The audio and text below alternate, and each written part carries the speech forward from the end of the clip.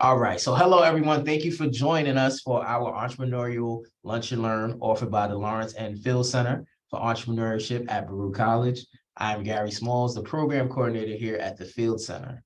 The Field Center for Entrepreneurship is a multifaceted division at Baruch College offering free services and programs for the entrepreneurial community.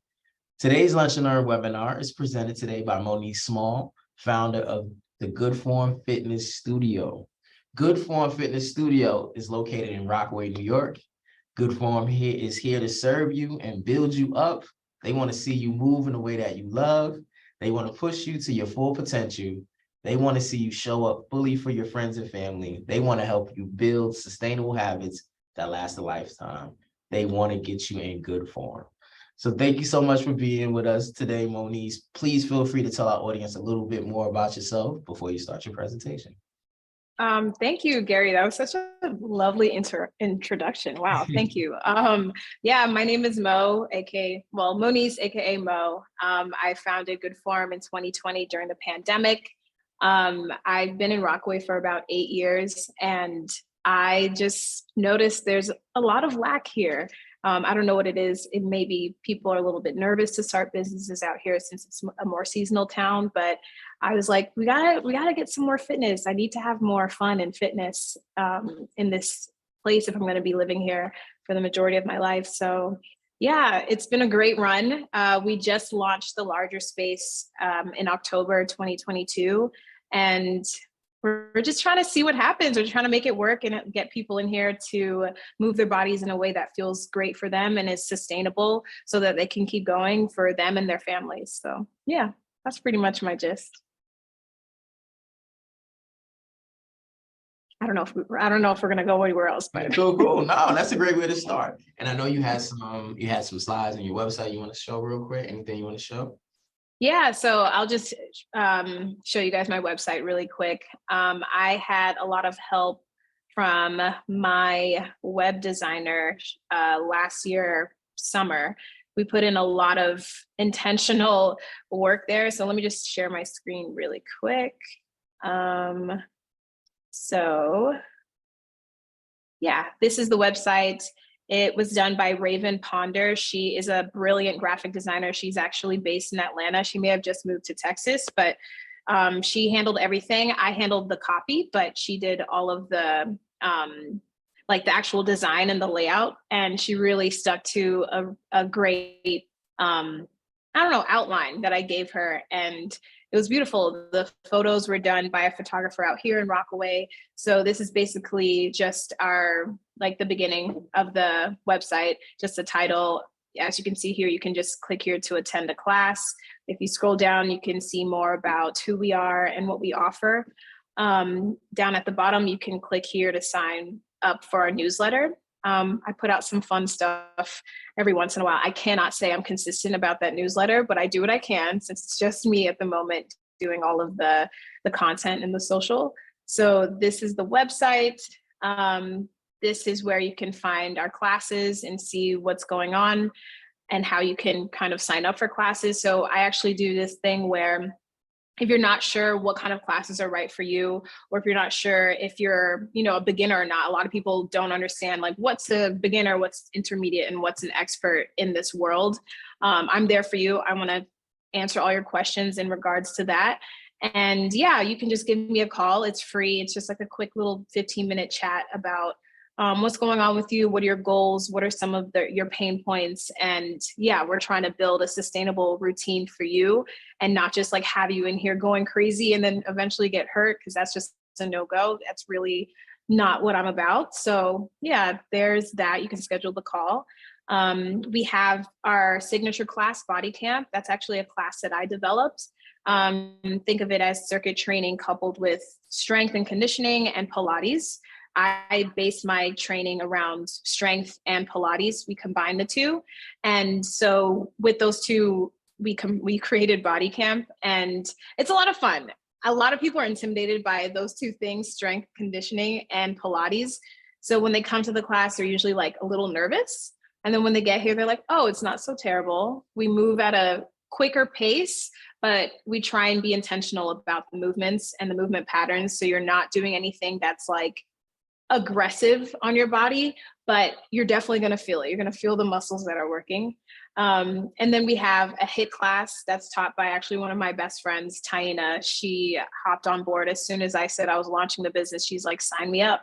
I'm going to teach for you. So we do that class once a week. We're trying to ramp it up. We're just trying to figure out what the needs of the community is, whatever the community wants. So we're just, keeping it to one class for now. And then we have Restore. Restore is still a work in progress. Right now, we have one type of Restore class, and then we just introduced yoga this week. So we're trying to build in more restorative aspects to this space. So we have Pilates, think of that as like an active recovery class. That's strictly Pilates, not like body camp. So that class I teach, and it's just a mat class. You just use your body weight. And it's great. It can be a little challenging, but it's not as intense as a body camp or a HIIT or a kickbox cardio. It's very much like you got to find your focus and use your breath to move through the postures. And then yoga is yoga. That's taught by Rachel Krieger. She's a great yoga instructor out here. She's been teaching out here for quite a while. She took a pause, but she's back. And I'm so happy that she chose me to begin her journey into teaching again. So those are our classes that we have for now. And then we just added in a kettlebell class. We're going to keep that along the lines of higher intensity, higher impact. We just haven't put it on the website yet. So yeah, those are our classes that we have right now. And then we just have the schedule. The schedule is pretty self-explanatory. You can just sign up for any of our classes by clicking on one of these on the day of. And we're working on bringing in some virtual aspects to some of the classes, meaning HIIT, kickbox cardio, and Pilates. We already have virtual. We're trying to figure out how it's going to work for body camp, because it's very much focused on being in the space and me coaching people rather than me doing the moves. And I'm trying to find a way to allow folks to chime in without me giving too much focus virtually and not focusing on my people who are actually in the space. So I'm still working out how to go about that. Maybe I'll just do a class with everyone. But for now, that's what it is. And and then we have an app. We have an app that you can actually download. It's super easy. You just click here. You can go to the App Store or the Google Play Store, sign up, and you can access our courses, our classes. Actually, this weekend, we have a low back mobility workshop on Saturday. It's at 11. It's with a physical therapist. He's based in Long Island, but he's amazing. I actually did a little test run with him to see like, how is this going to go? And I loved it. I am very much used to having injuries, and I am trying to avoid that in the long term. And I believe these kinds of things will help build sustainable practices and help you to, just find a way to not hurt yourself. That's just the long and short of it. No one should be getting hurt. I don't like hearing about people being in pain and being hurt. And I just feel like everyone needs to incorporate some kind of restorative practice and some kind of physical and mental exercise in their life. So yeah, that's the website.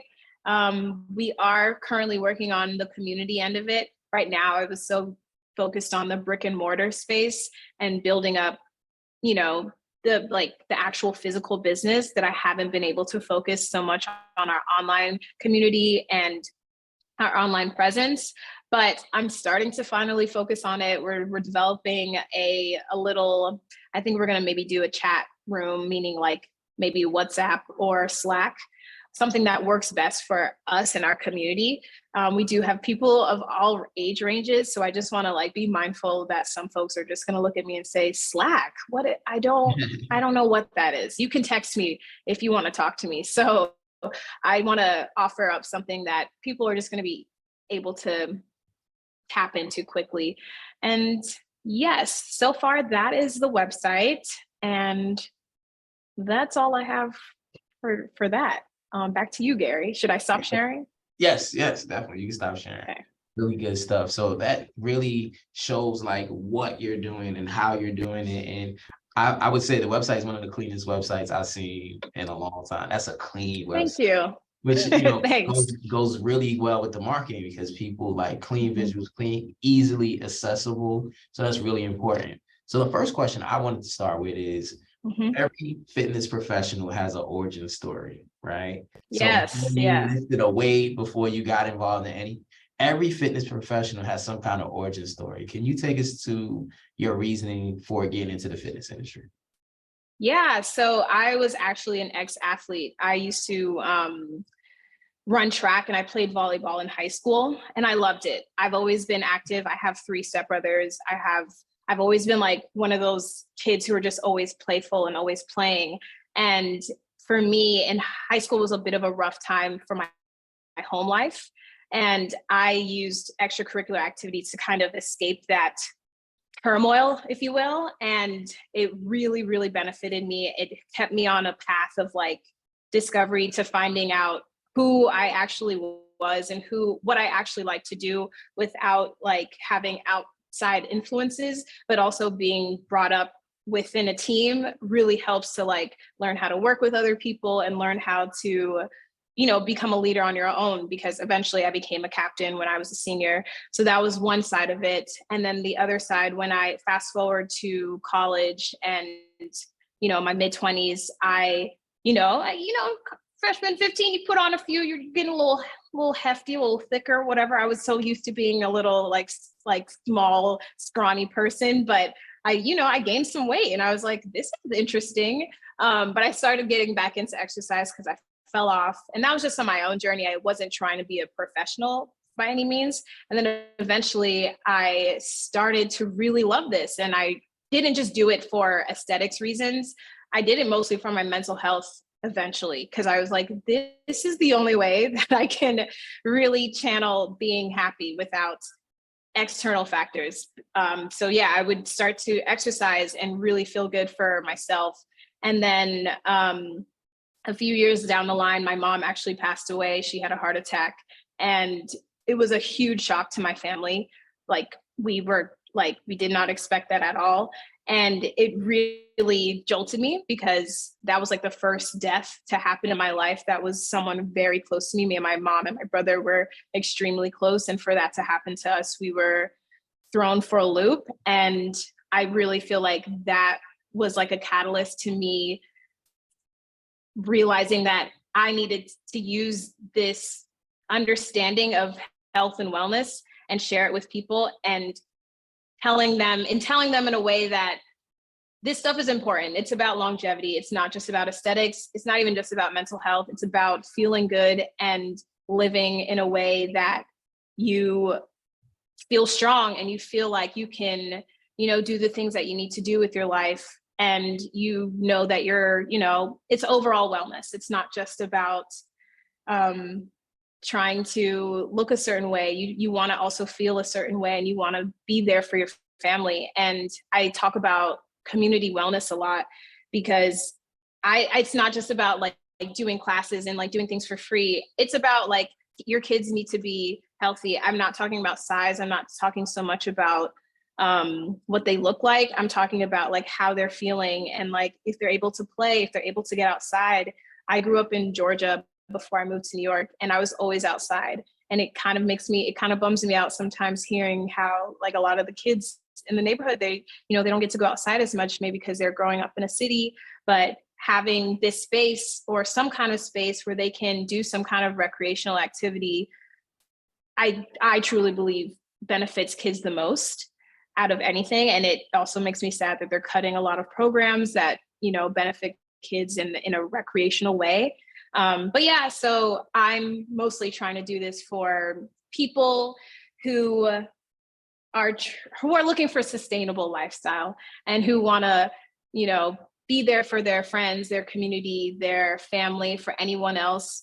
That's what they want to be healthy for, and they want to stay strong, and they want to be able to do the things that they need to be doing in their life. So that's kind of where I started. That was kind of a big circle, No, but Now that's great. That's great because it really hits home on, because I know as a fitness professional, we all have a story, almost like a superhero. We were talking before everybody came on, we talking about superheroes, we were talking about Spider-Man, and there's always typically some kind of origin story, especially for fitness professionals, about why we do what we do. And it's sometimes foundational in pain or loss, right? And that's a big thing. And now that inspires you to do the work that you do, right? So I think that's really, really helpful for our audience to hear, because that passion that you have is deeply rooted in what you do, and it's going to be able to endure the inevitable storms that come as an entrepreneur.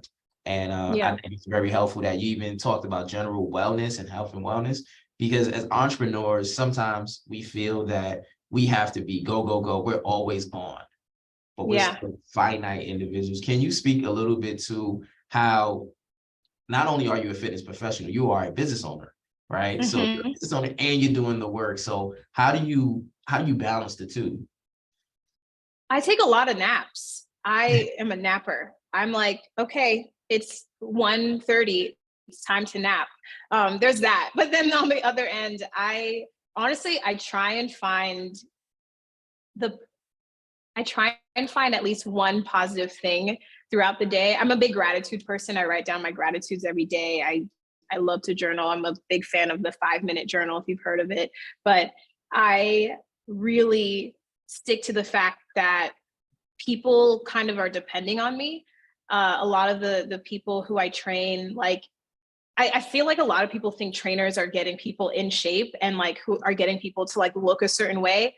I have plenty of clients who are pregnant. I have clients who are in their 70s who are just like, I just need to do this because I have to for my bone density. I just remember like these folks, they need this. A lot of even during the pandemic, when I first started, I was the only person they saw at times. They were just like, this is the only thing that I'm able to do that feels safe. And I love it. I'm not going to stop. And I still have a lot of those clients to this day. I just look for the joy, and I remember that people need me to do this. And then I also take a lot of time for myself. I am not one to like run myself to the ground. I don't experience burnout. I'm very much about balance. When I'm done in here, I'm home in bed at like 9. Like, I don't mess around, and I try not to beat myself up if I don't get something done. I'm just like, it's another day tomorrow. I can't be so mad at myself for not, meeting a deadline or reaching a goal. I want to do those things, but if for some reason I just can't get to it, then tomorrow's another day, So yeah, I just try not to put too much on myself, too much pressure. I've done it in the past. Who hasn't? That's just how humans are. But whenever I do kind of get into that mindset, I scale it back and I ask myself a couple of questions, and I come back. I get back to being grounded, because I'm like, okay, no, I was just like in a different world for a second, but I need to come back to what is actually the point and why I'm doing this. So yeah, I think that answered the question. It sure did. I think you just released some people to relax. Somebody on this call just was like, took a deep breath while you were talking about that, because you are not only the service provider, you're running a business. And I think sometimes as business owners, we forget that you're working in your business, but then you have to work on your business. Like they're two different things. But in order to do all those things, you got to take care of yourself, right? You got to take care of yourself. So I know a lot of people saw the title of this, whether it's on whatever medium they saw it on. How do you use social media? So you talked a lot about community, and community is a big part of your model and how you guys do things at GOODFORM. So how can you talk a little bit about how community and the use of social media has really helped to really grow this GOODFORM thing? Yeah. Well, okay, so that's like a fun topic, because when I first started GOODFORM, I used to say, I hate social media. I hate it. I hate it. I would just always use that language. And then I was listening to some podcasts, and they were just like, why do you guys keep like, why do people keep saying they hate social media when they use it? Like, it's so beneficial to businesses. And for some reason, that person who said that, it just clicked into me saying like, yeah, it is pretty beneficial for my business. And that was when I just went full steam ahead and stopped acting like I hate this. I'm too good for this. Like, it's social media. Like, the girls on social media, they're so extra, like it's cringe. And it's just like, okay, maybe it is, but those people are also making money. So which one do you want? Do you want to be cringe or do you want to make money? And I was like, well, I want to make money. So I kind of like imagine myself as a different person on social media. And I like, I'm not shy. I'm very much an extrovert, but I just like stop over analyzing things. And I started to actually speak on camera, and I started to actually be silly and start doing things that are, that I know people want. Ultimately, I don't do a lot of before and afters because I personally don't love them, because it just shows some kind of like, it just shows external value when there's a lot more things that go into training. So I kind of show people more about the life that you could be living and how to feel better doing this, and like understanding how to do certain exercises. And once I started doing that and I started to be more strategic with my online presence, whether it's GOODFORM or my personal Instagram, that's when I noticed that people really loved the content because they felt seen, or they felt like I post memes and people like, this meme was the reason I hired you. And I'm like, oh, okay, that's hilarious. That's great. But yeah, I use social media maybe in like maybe it is traditional way, but I kind of like am a troll on there. I don't have like a curated aesthetic. I don't do like certain filters. I like am kind of super silly on the camera.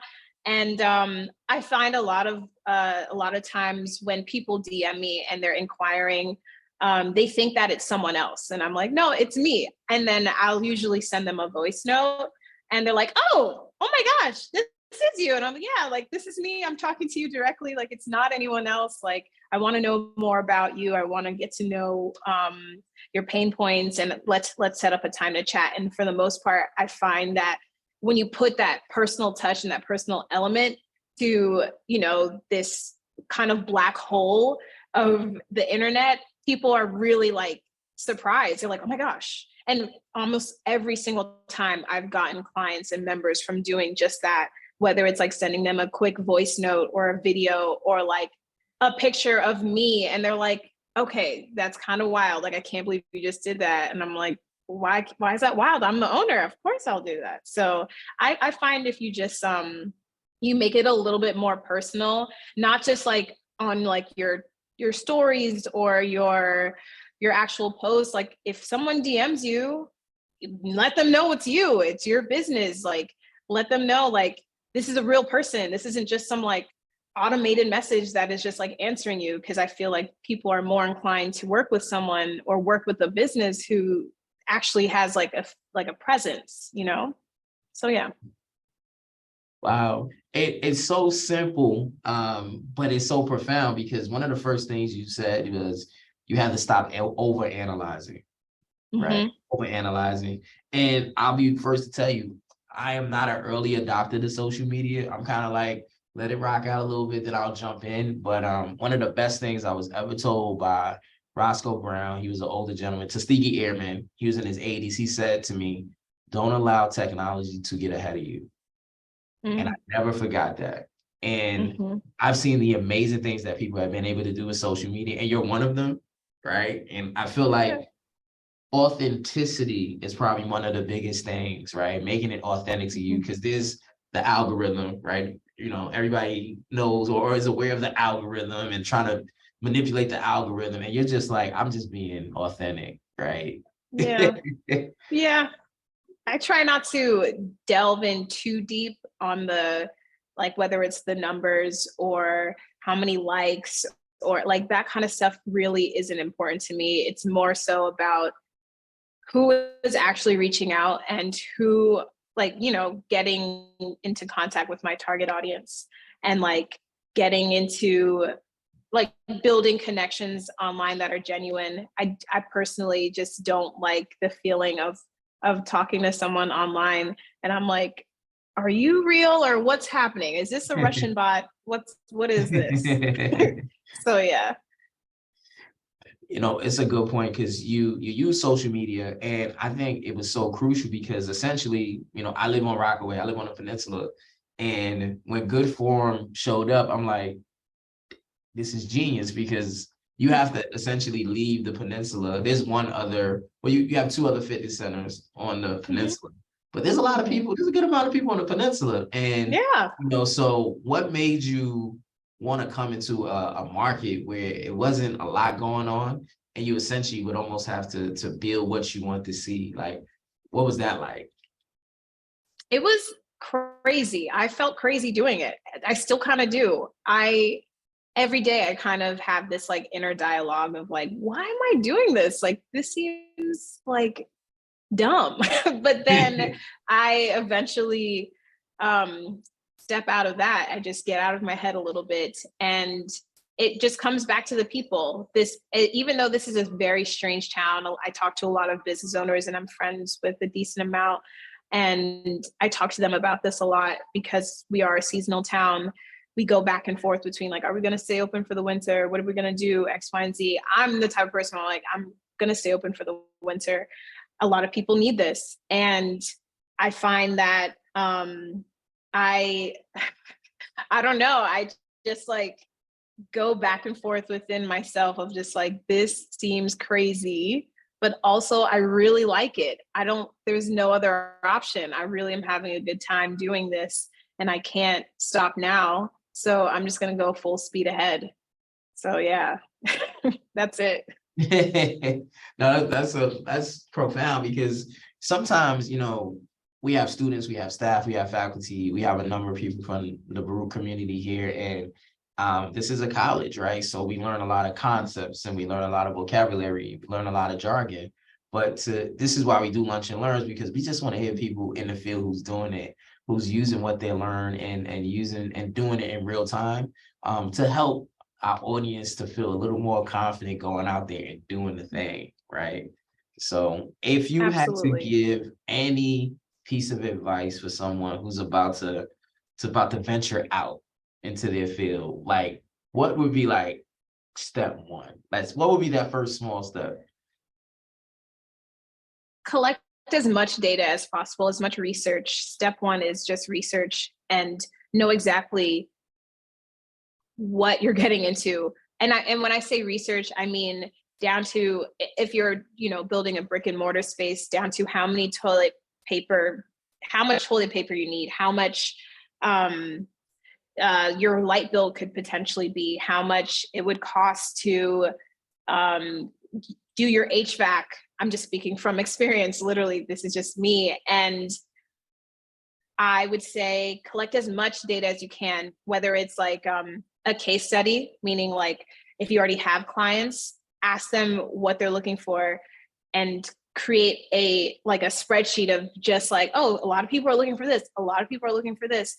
This is an outlier. And don't get stuck on the outliers, because I find a lot of times people will tell you something and they're super excited about it, but that's just that one person who's excited about it. It might not be the majority. Like majority of people may be excited about something else and they're just not saying it. But you want to take a lot of data. That's a fact.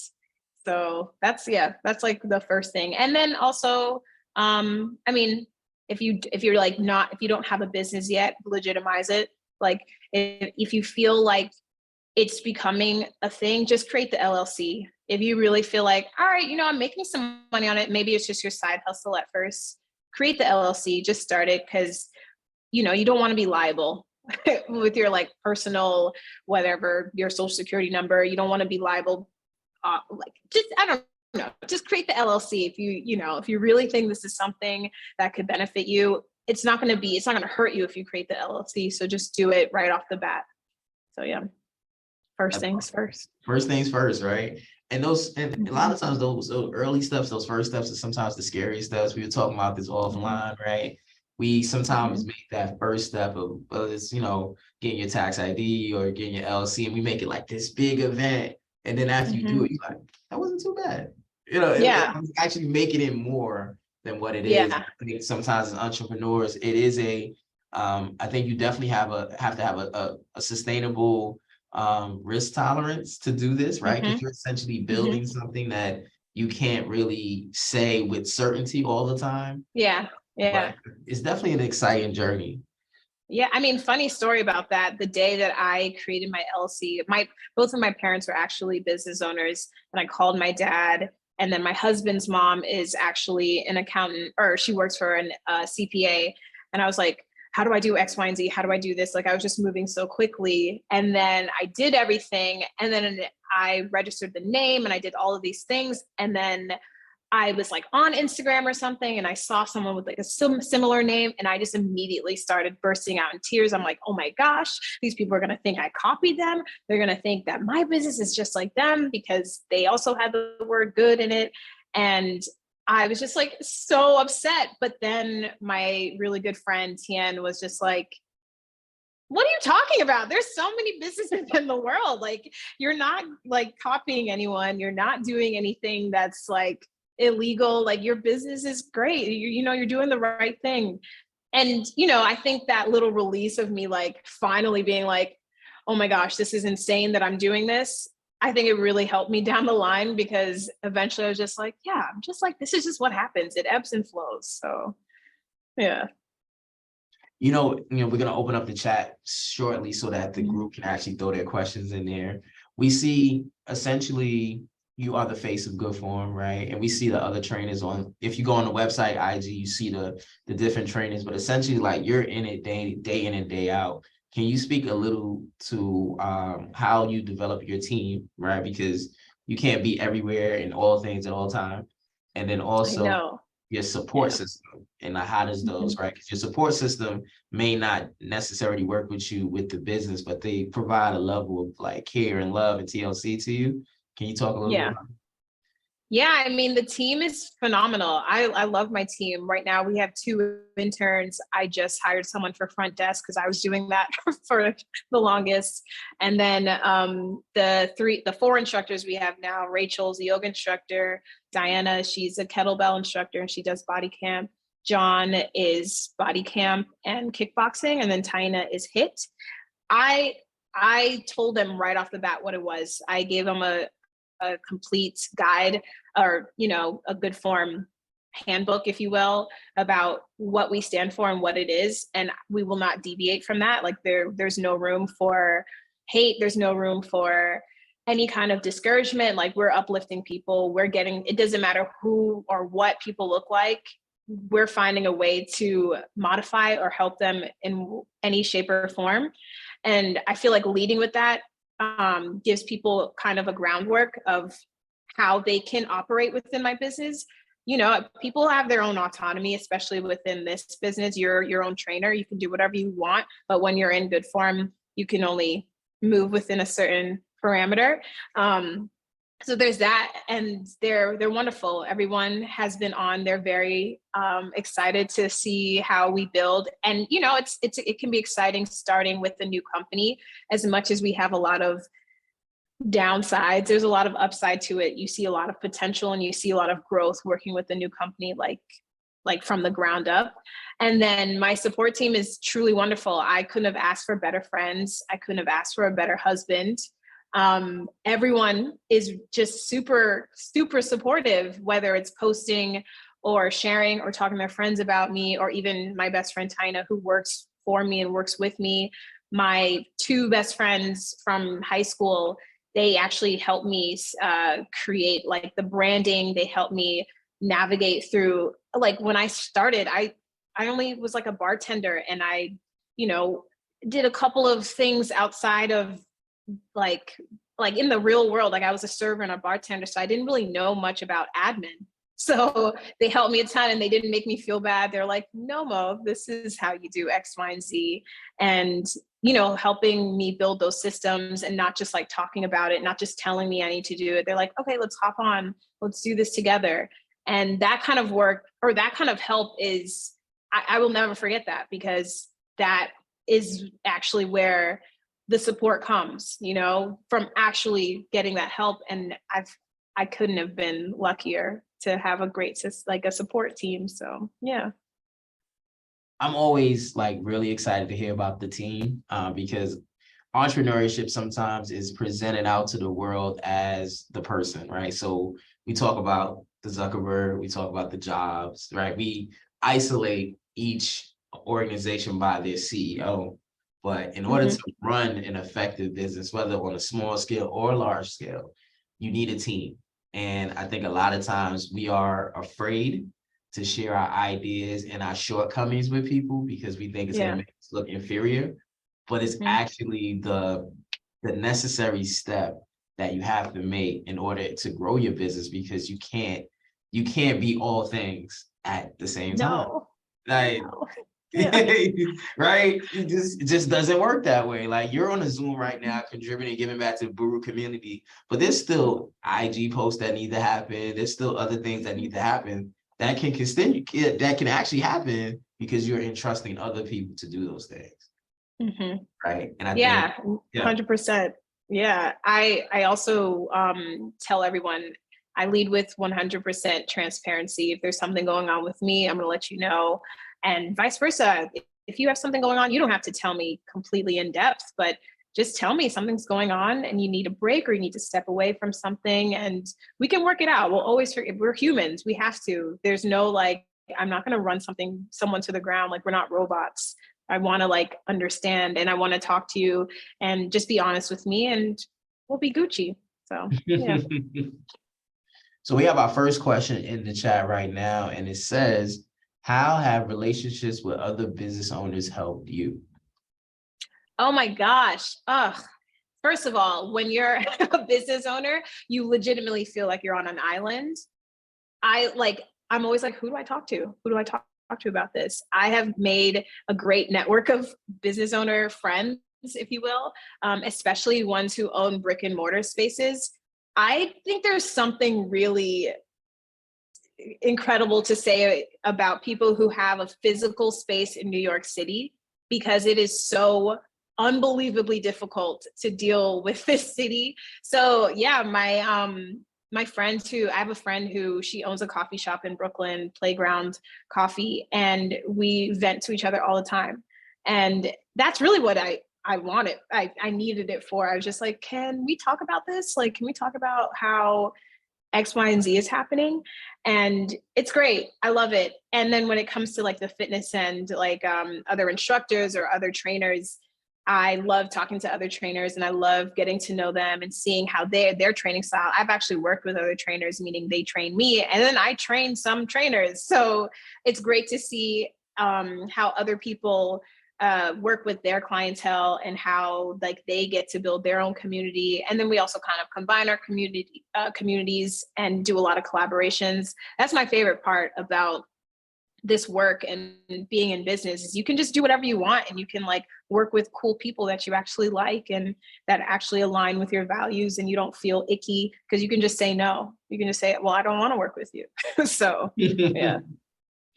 That was a great question. That was such a huge question because especially where we're located in Rockaway, right? Rockaway is an interesting place. So I think it would behoove someone, no matter if it's Rockaway or wherever you are trying to enter into, get to know the people that's already doing the work, like the people who's doing the work, because sometimes you don't have to reinvent the wheel. A lot of times you don't have to reinvent the wheel.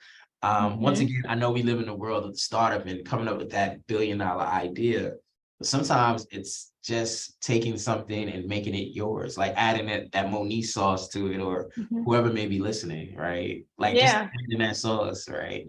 So next question is, here we go. Got you. What are some of the skills that you learned before fitness that have been transferable to you and beneficial to you in your business now?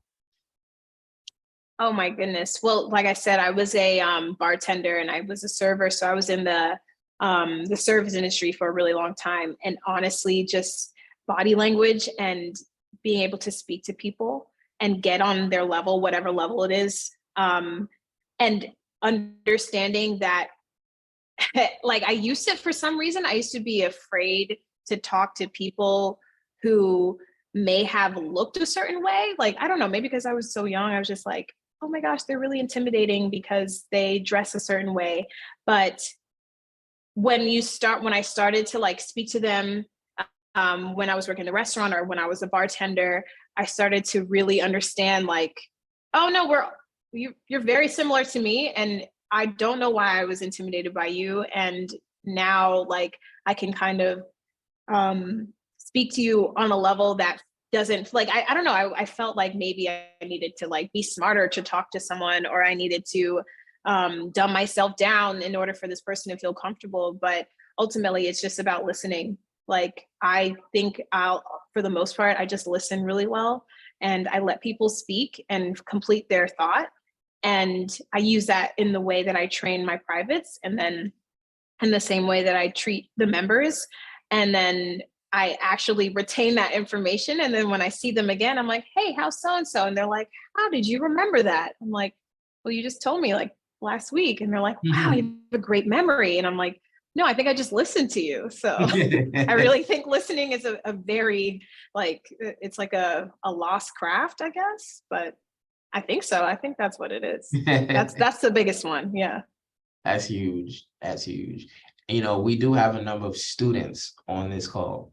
And I think one of the things I felt it growing up as a young adult is sometimes our youth, right, numerically and also aesthetically, we sometimes feel like it's a disqualifier to get into places and spaces, or even to advocate for yourself. So there's no, like, it's obvious that you look super young because you are. Right. Yeah. We're not going to say the numerical age, but right, there is, you know, have you seen any challenges that it has arise, whether even subconsciously from people with business partners, or even dealing with people with lending, whatever it may be, where your youth or just your aesthetic has played a part in that?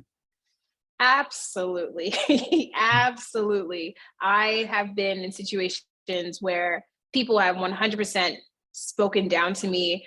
And honestly, I just am like, okay, man, like, I guess we're just not meant to work with each other, or whatever it is. And I find a lot of times when people find out my age, whether they're like surprised by how old I am. I mean, I'm 30. I don't mind saying that. I don't know if that sounds crazy, but I'm 30 years old. I just turned 30 in November. And I like, people are usually like in awe. They're like, a lot of older people say I'm an old soul, which I'm like, okay, interesting. And then a lot of younger people will say, oh, what, really? Like, that's how old you are? And so the challenges that I've faced are usually with older folks. They're usually like, what do you know? You know, that whole thing, like, do you really know what you're talking about? Or, you know, how am I supposed to trust you? And I'm like, I mean, just like, let's see how it goes. And then for the most part down the line, they usually start to, you know, they're like, oh, you do know your stuff. Okay, great. You know what you're talking about. And I'm in good hands. Like, I'm in capable hands once they, you know, get to know me a little bit more. But no, it absolutely has been a challenge at times. I mean, I have clients to this day that still are like, what do you know? I'm not doing a lunch today. You're 14 years old. And I'm like, okay, we're going to keep doing this. Okay. Right. I'm so glad you shared that, because, you know, we have so many young adults and college students here in a variety of ages, but a lot of young adults who sometimes feel like they're disqualified, even though they've done the internship and they're doing well in their courses, but they still feel disqualified, you know, because sometimes as adults, we don't do a great job at affirming what they've accomplished. And we do sometimes place our experience or wisdom on them and disqualify them for what they've done, you know, and what they're capable of doing, right? Just because they haven't done it yet doesn't mean they can't do it with an opportunity, right? So I think that's so important that you share that. So I will end with this. What is the future? What does the future look in your mind for GOODFORM? What is the future of GOODFORM for you? The future, I really would love to, I'm like, should I say it? I would really love to open a second location that is a little bit bigger, but a space that I'll be able to host multiple things at the same time. I would really like something like that. And I would really love to get more into athletics and more free events, more like events where we can, or events and programming where there's more play involved. You know, I'm firmly believing in, you know, physical exercise and all that stuff, but I really do think people need to play more, and I do think people need to like get outside and do more outside and like have fun. It's not just about like, let's just get through it and let's be done. It's like, no, enjoy it, like have fun. Like I want you to be like, oh my gosh, it's already been 3 hours and you've just been moving for that entire time. So I'd really love to get involved with some kind of athletic aspect to this business. So yeah, that's what I'm kind of looking towards right now. You guys heard it here first. So everybody on here, when the second Good Form opens, you guys heard it here first. You heard it here first. So I want to thank Monice for spending time with us and presenting today. We appreciate you being with us. Thank you for everybody who participated as well. You know, your presence is a present, and look forward to the follow-up email from today's recording. So we will send out today's recording so that you will have it. And it also will be on our YouTube channel on YouTube, Lawrence and Phil Center. We have a YouTube page. Our next Lunch and Learn is going to be March 1st, 2023. It's also going to be on Zoom, and you should be getting some information about that shortly. So thank you, everybody. Have a good day. Thanks, everyone. Thanks for coming.